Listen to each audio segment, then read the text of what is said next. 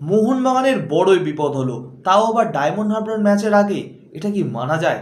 সত্যি পুরো টিমটা সম্পূর্ণভাবে সাজানো, কিন্তু এইরকম ছোট ছোট বিপদ আসলে সবারই একটু হলেও চিন্তা হয়।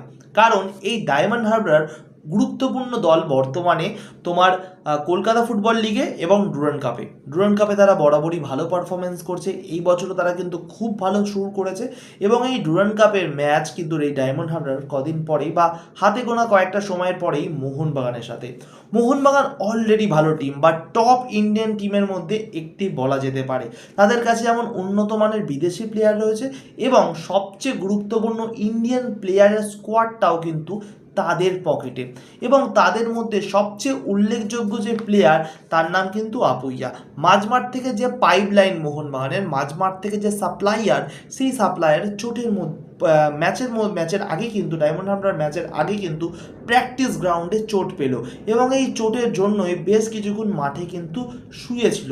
দেখো, তুমি যারা দেখেছি ব্যাপারটা, সেটা কিন্তু আমরা শুধুমাত্র চোখ দিয়ে দেখেছি। আমরা আন্দাজে বলতে পারি একটা প্লেয়ার মাঠের বাইরে শুয়ে থাকলে বা তার লাগলে কতটা তার ব্যথা হয় এবং পরের দিন সে নামতে পারবে কিনা সেই নিয়ে একটা কথাবার্তা বলি, কিন্তু মেডিকেল রিপোর্ট না আসা পর্যন্ত আমরা সম্পূর্ণ কিন্তু বলতে পারি না।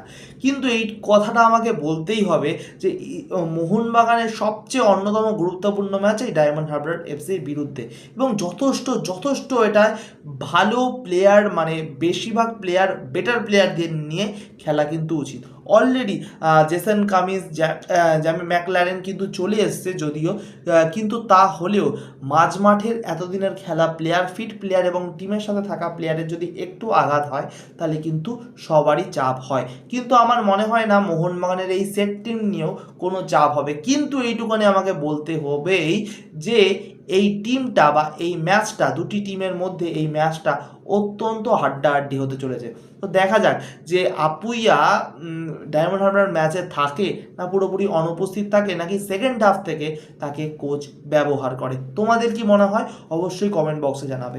এবং আরও একটা শকিং নিউজ সবার সামনে উঠে আসে, সেটা হচ্ছে বর্তমানে ইস্ট বেঙ্গলের ঘরের ছেলে যাকে বলা হচ্ছে, সেই সায়ন ব্যানার্জিকে অফার করেছে পাঞ্জাব এফসি অলরেডি প্লেয়ারদের তুলে আনছে। বর্তমানে অভিষেককেও আমরা দেখতে পেলাম, যেই অভিষেককে মোহনবাগান কদিন আগে সাইন করালো, এবং সায়ন ব্যানার্জিকেও কিন্তু তারা চাইছে। কিন্তু বর্তমানে সায়ন যেইভাবে মানে মিলে আছে ইস্টবেঙ্গলের সাথে এবং সমর্থকদের সাথে, আমার মনে হচ্ছে না যে সায়ন ইস্টবেঙ্গল ছাড়বে বলে। তোমাদের কি মনে হচ্ছে অবশ্যই জানিও তো কমেন্ট বক্সে।